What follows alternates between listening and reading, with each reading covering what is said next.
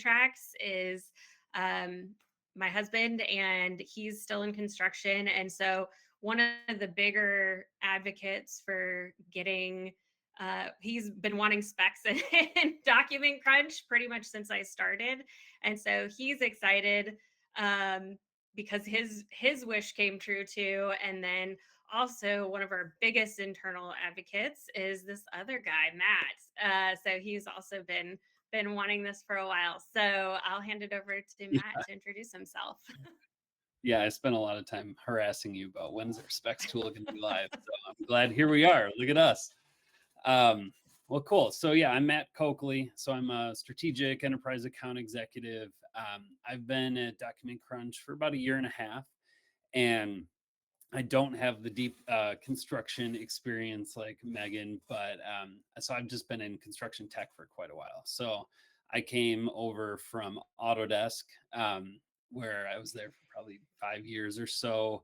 And before that was actually PlanGrid. So been in this construction tech world for quite a long time, and love working with GCs and subs and everybody in between, helping them.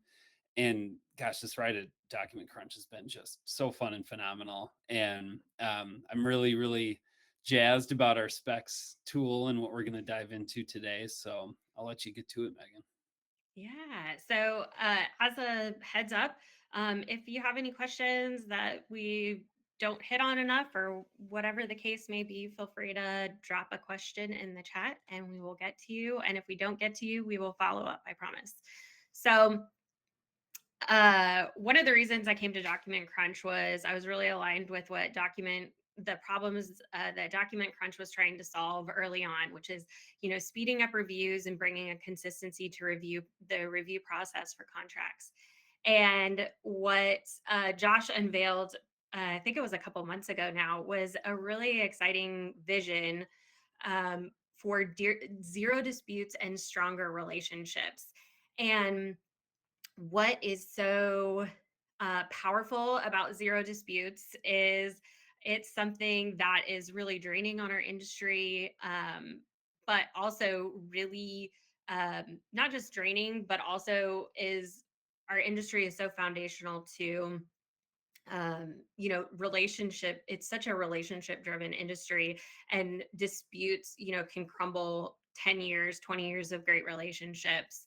And Mm-hmm. so similar to the way safety became a big thing, and the industry has managed to reduce and make a safer industry in so many ways. That's what we want to do with Document Crunch for that's our next big thing. And so zero disputes, and then also stronger relationships. There's such a connection. It's almost like the chicken and the egg kind of thing. The disputes hurt relationships, and also, but when you have strong relationships, the stuff that comes up, problems that you have to solve when you have a strong relationship, those things, like you can take a few hits sometimes, and it's easier to you get more flexible and you're less brittle to break. So that's we do that through our helping people reduce their risk, but also in the process make things a little bit easier, especially on big documents like specs. So feel free to jump in, Matt, if I missed something. Oh, you're But great. one of the things, if you have been around construction at all, you know that there are so many problems and headaches that come with specs, but I'll highlight a few of them. Long, thousands of pages sometimes, and it can be really unwieldy to try to even digitally navigate these large documents. Items get buried. So I've heard a story about someone saying missing some kind of complex warranty because the section wasn't actually labeled warranty, even though that's what it was meant to do. So not only did they miss this part, but they were kind of behind, kind of not set up for success because it wasn't labeled the way they were used to seeing it and navigating the document. And then different locations in the document. One thing that's been coming up a lot recently is, for years we've always had our scope obligations in this one division, and now we're starting to see it pop up in other divisions, and there's just not an efficient way to kind of go through and find those without reading cover to cover to make sure you've covered every aspect. And then different or contradictory wording. If you've got some obligation in one part that contradicts another, it's a little hard to surface that. Or maybe you think you found the answer because you're reading, you're skimming, you're reading, you found the answer, not knowing that a couple pages later, maybe there was something else that countered it. Then, of course, there's also the cross referencing of drawings. So now we've got contradictions in the drawings and the specs. And so quickly being able to navigate between both of those as well. So all of those can grow up and become some bigger issues that also is familiar. RFIs, you miss something in your scope, then there's also the confusion of, oh, hey, who's supposed to supply this? Who's supposed to install it? Now no one's supplied it and there's nothing to install. So the kind of friction cross uh, cross the trades, and then of course always up and down. Yep. And then one of the interesting statistics I heard Tanis Laviniak talk one time, and she mentioned that the most common um, rework in construction is actually not quality issues. It's from errors in the documents and the Mm. conflicts that occur in the documents, and those lead to delays. Um, and then all of that ultimately can lead to legal disputes or claims, which are super, not only just the issue anymore, but then they balloon up and they involve more people. And it is just kind of the worst case scenario that people really don't want to live through. Yeah.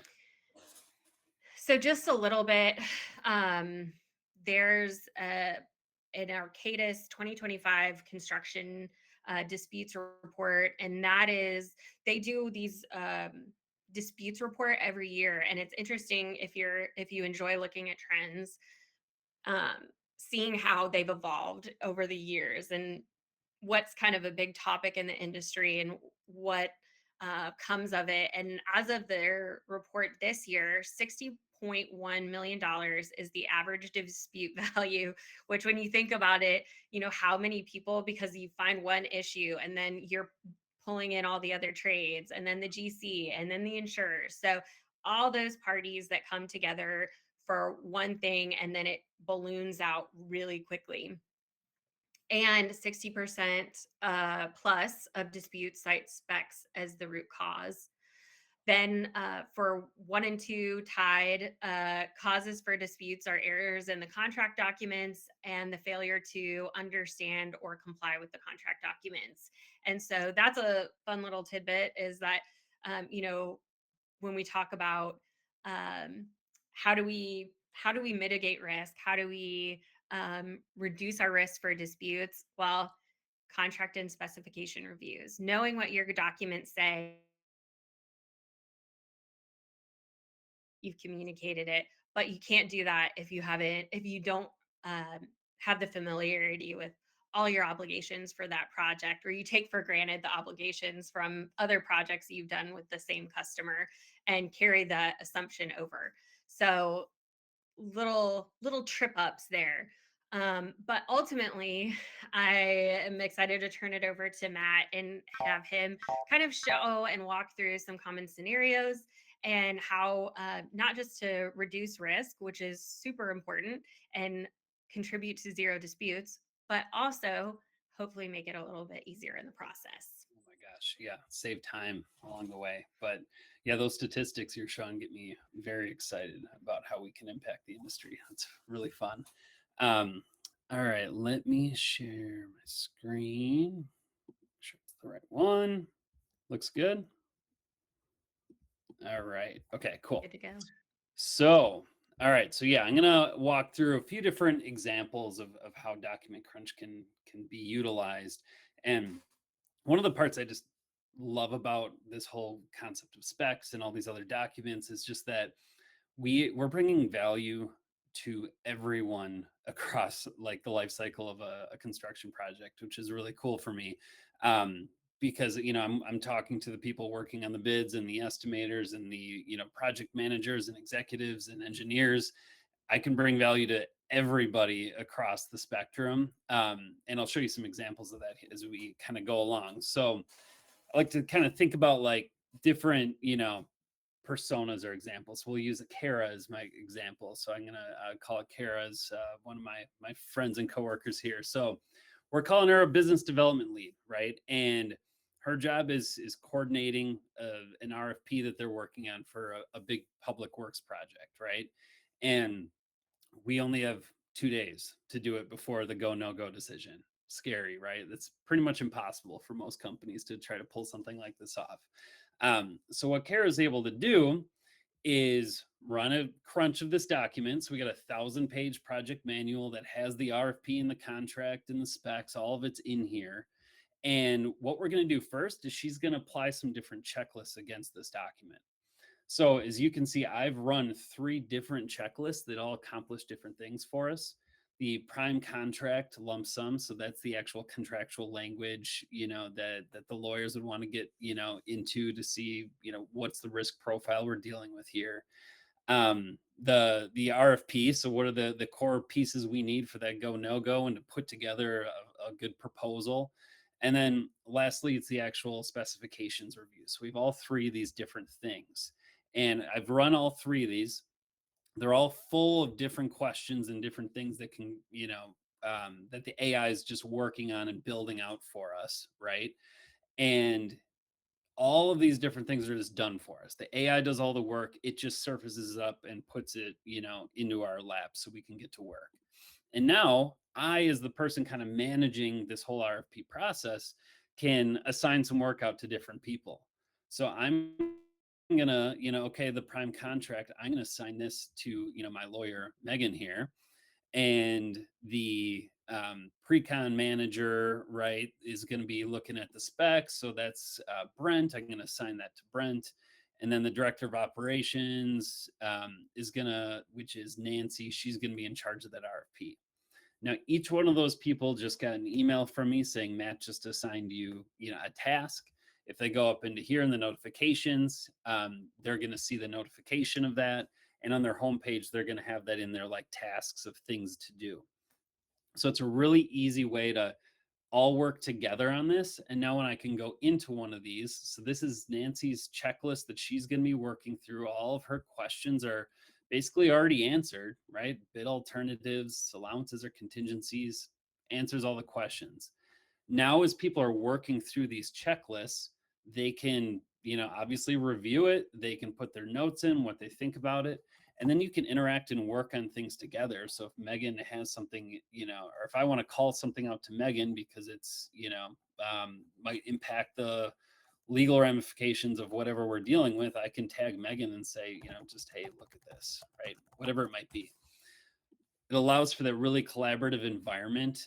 And that's how we're going to help teams to just avoid tons and tons of emails and meetings and all this stuff, where we could instead have one really clean collaborative experience where we can all work on this together and knock out that, everything we need for that go no go that's, meeting in 2 days from now. So any thoughts on that, Megan, before I jump to the next example?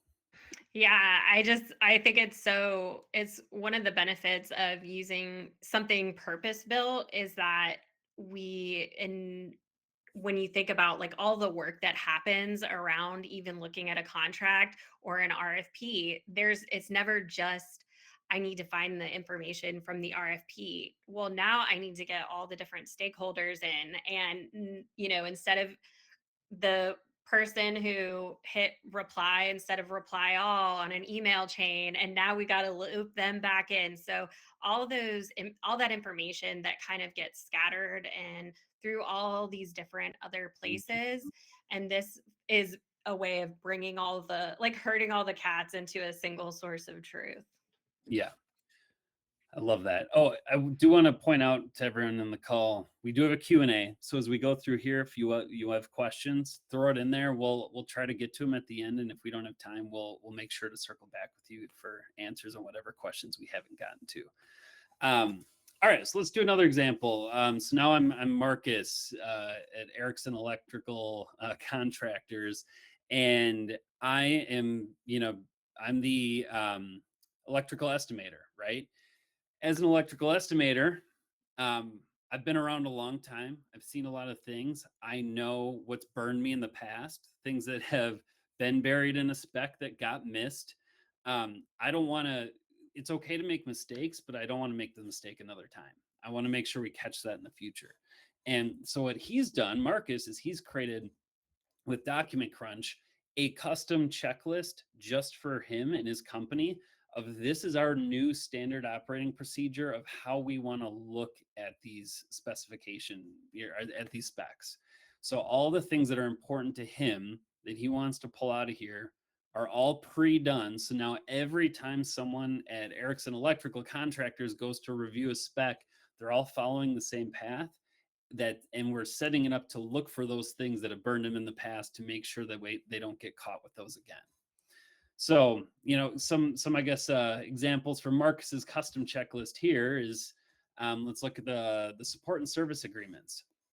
So one of the things it's going to do is it's going to summarize and fulfill all the different, it's going to lay out all the different things that he needs to know about this. It's a lot, right?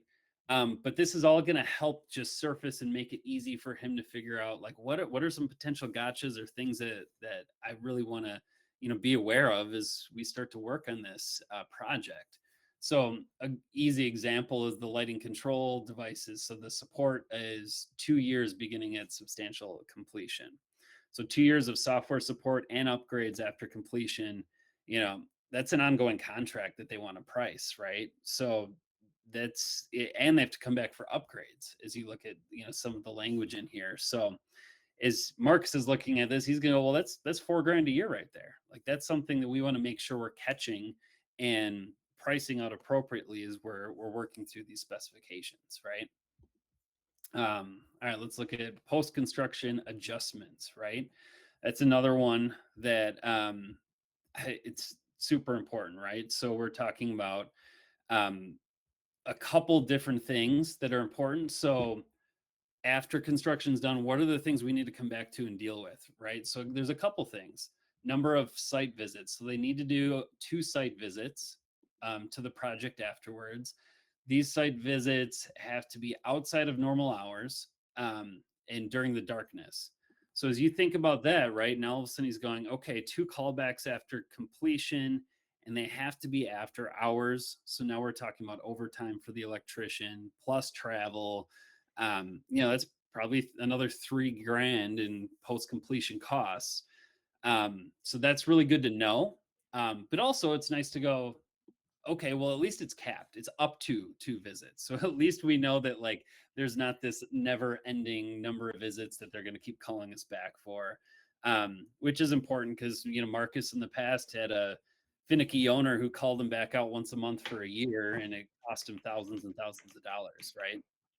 So just think about like with all these complex documents, just being able to surface up those important things that you need so you can, make strategic, smart decisions, right? So warranties, everyone cares about warranties. This is a big deal, and it's going to help the way you price things. The providers you can even work with. So as Marcus goes and looks through the extended warranties on this, he sees a pretty crazy one, which is surge protection. The warranties are 10 years from substantial completion. So as he looks at that, he's going, okay, that's really going to limit us. Yeah, I think we only have one approved manufacturer that offers a 10-year warranty. So then he goes down, and this is where you start to get into the more the interactive. So I actually did it earlier. I chatted Nancy, the project manager, to let her know that, hey, SPDs require a 10-year warranty. Only Siemens has this available. So he's kind of going, all right, That's an important piece. I'm going to put that in there. And if we win this job, right now, Nancy has that ability to go and check that out. And then he goes, oh, I did this earlier too. So Marcus goes in Division 26, create me a list of systems, components, products that have Siemens as an approved manufacturer so I can have them price it. So now we're utilizing the AI to like take those next few steps for us, where Document Crunch is now going to pull this all together. Now I can come in here, I can review the list, I can copy it into an email, make a few tweaks, and shoot it off to the rep over at Siemens. Right now we're off and running. So the whole thought process here with Marcus is, in 1 hour, we're completing a review that could take 2 days, right? The custom checklist is going to capture 20 years worth of, expensive lessons learned, and ensure that they're protected, right? So that's what it's all about: protection, profitability, and just making everyone's life easier and just speeding up their workflows. So, thoughts on that, Megan? Yeah, I think you got it. All right. So then now let's take it to a different persona, right? So Nancy, the project manager, so they won the job, right? And now Nancy is gonna take it to the next step of, all right, now we got to execute on this. We got to worry about submittals, and we got to start submitting on these different items. And Nancy got that alert that, hey, SPDs require 10-year warranty. Only Siemens has that available. Okay, good. Now I know that. Well, what about the submittal process? What do I need to know about that? So now she goes up to the submittal procedures for the Division One trades, right? And she starts digging through this to really understand what's required of her. How much time does she have? All those different things. And there's some key things she figures out. She figures out that all submittals must be submitted together if they're in the same spec section. There's a 15-day review period, and it must include complete documentation or it's going to get rejected, right? So that's that whole rejection submittal process here. So she can, makes that email to the vendor rep confirming the 10-year warranty for surge protection, requests an updated pricing for the project. She's off and running, right? Now Nancy has a different issue, right? So she uses the chat to ask, something actually that's really important right now. So like, are subs required to provide their own dumpster? Those are the little things, right, that can be hidden in a spec, or you forget to look at it and you're like, oh crud, we need our own dumpster. Okay, or we don't need to provide our own dumpster, whatever it might be. The AI is going to read the whole 869 pages and get us a pretty clean, quick answer. Okay. So the answer is no. Okay, good. We don't need to provide our own dumpsters. The GC's, in charge of that. So that's really helpful. But then you start looking at it and you're going, okay, there's other things here though. There's implementing the approved waste management plan, which includes providing handling, container storage. Okay. And then also we're starting to look at what was like mobilization and different things like that, right? So we can now jump right to this whole section, and we saw a piece of focused around, here it is. All right, I want to show you guys this. This is pretty interesting. So where is section that? I'll throw that in there. It's going to take us to there. Oh, page 89. And then as we get into this, it's actually going to teach us that there's recycling documentation, disposal manifests, monthly reporting required. She figures out that like there's a lot of paperwork on the horizon if the GC is going to need them to help with any of this documentation. So all of a sudden there's because you're able to dig into these specs, you're able to ask these questions, and you're going to get these answers. So then she can go over here, right, and mention Marcus. Oh, I don't have Marcus on this one, so we'll just make it Megan here. Add subcontract. Well, I'm just gonna have it typed here. It's way too much to type. Um, so we're going to do that, and we're going to chat to say, hey, add subcontractor disposal and requirements review to your checklist. This is my second project with these requirements. I'd like to have it checked every time. So now we're like, okay, we found something here.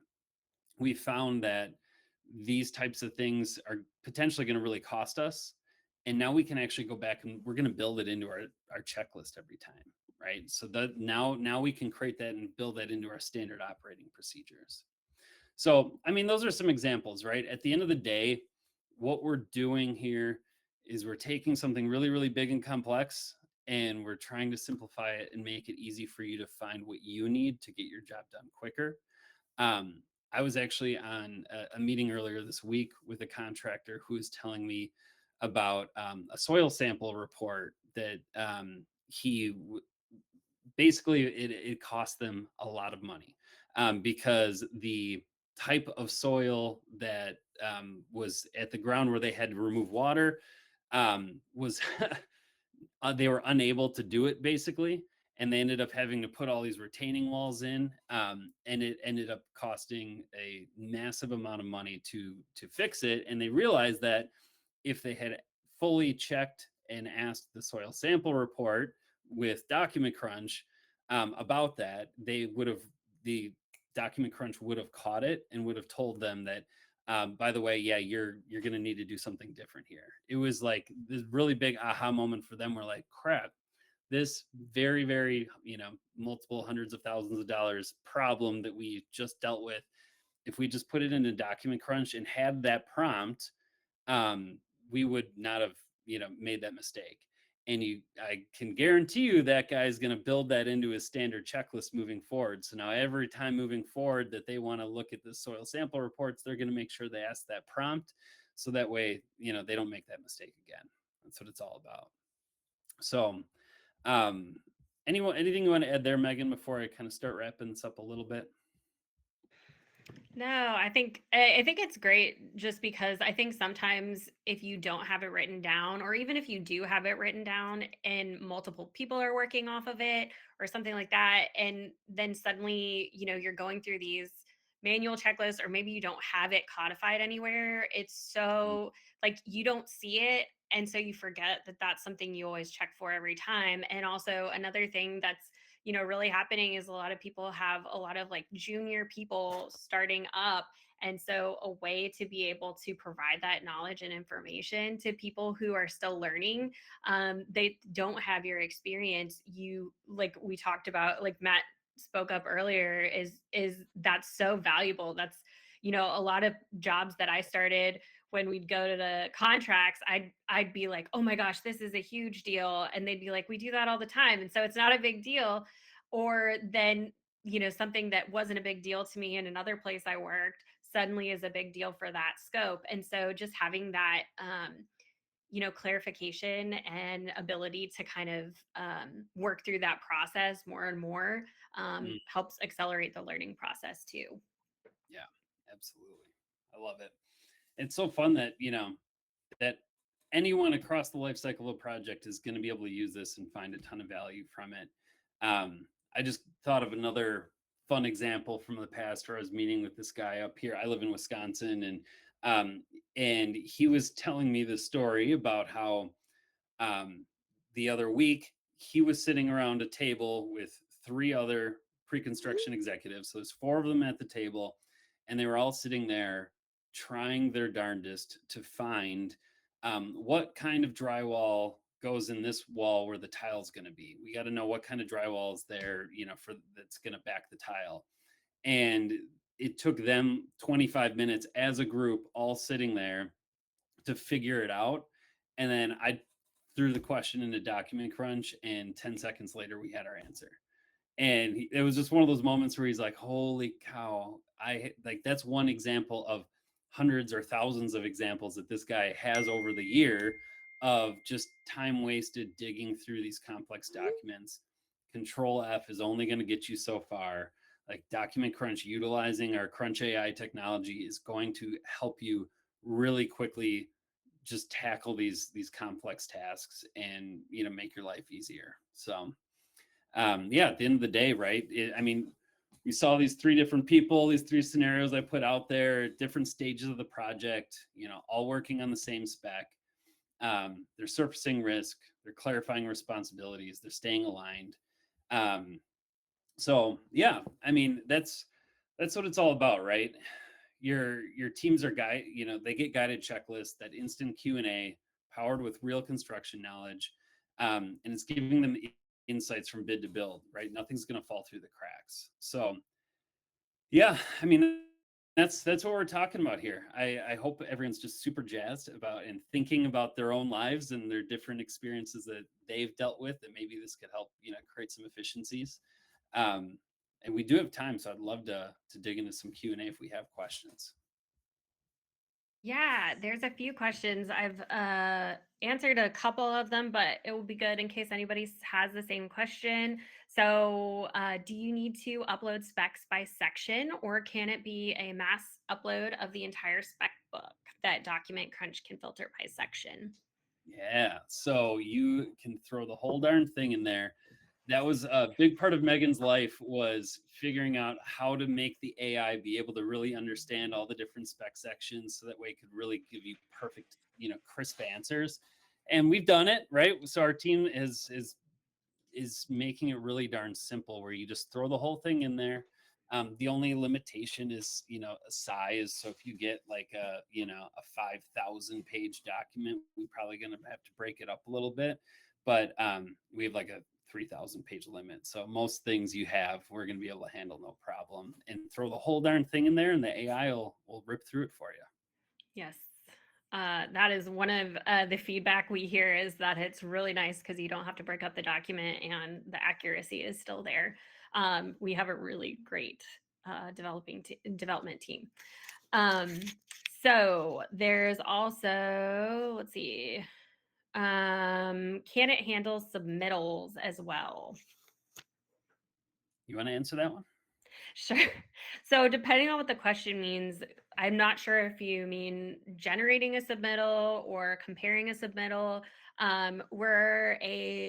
This is more focused on the spec book. You could upload a submittal, um, and be able to, apply a checklist to it. But in terms of like multi-document comparison, or generating a submittal with like a cut sheet or something. We don't have that capability yet. Yeah. Let's see. Let's say, sorry, I'm trying to go through. I We've got more see. questions coming in, which is good. Love it. Let's see, can you upload drawings? So we don't there's caveats to it, right? So you can upload a drawing into here, but the AI is text based at the end of the day, and text that's hidden within like this picture here, right, is not going to be caught well, right? So if it's built inside of a picture or a drawing, it's the quality is not quite as great. But if you have a block of text that's in a drawing, like it'll be able to pull information out of that.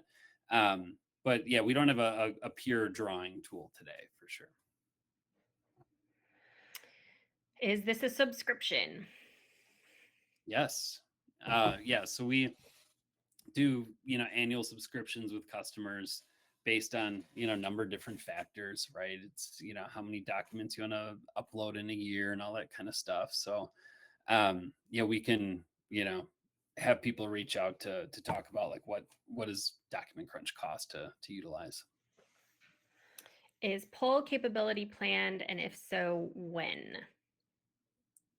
Poll capability?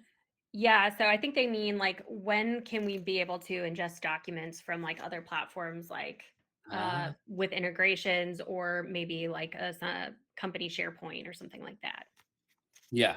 So today, it's drag and drop. So you drag and drop your document in, to be able to pull from other sources via like an API. That's coming. I can't give like a pure date on when that's coming, but we're working on building out some robust APIs there. Mhm. When Document Crunch crunches, can it highlight the area noted search so we don't have to scramble through the document and see it quickly? So I can answer that one if you're okay with that, Matt. Go ahead. Okay, so right now in specifications, we don't have highlights, but we do have the section reference, the subsection reference, but we are working on bringing highlighting in.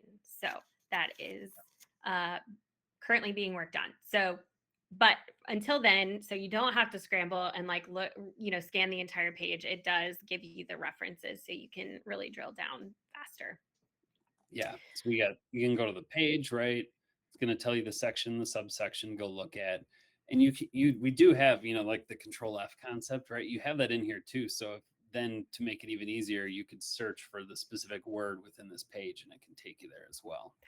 Um, I will say, just from experience, when we think about like control F and, when you are searching through like a manual PDF, like when you're doing that for specs, like if you're searching for a section number or something, and then there's a space between the division and then this, the last four digits, if you don't get that spacing right, that's hard. And yeah. you're having to try multiple times. And so the advantage is just go into chat and say, hey, where's this section? And then it's automatically going to translate that for you. So you Mm, don't have to get the spacing perfect, or maybe there's a dash, whatever the case, or the worst case, the division space dash space, and then the last four digits. So it's interesting. it's so, it's, I'm just, it's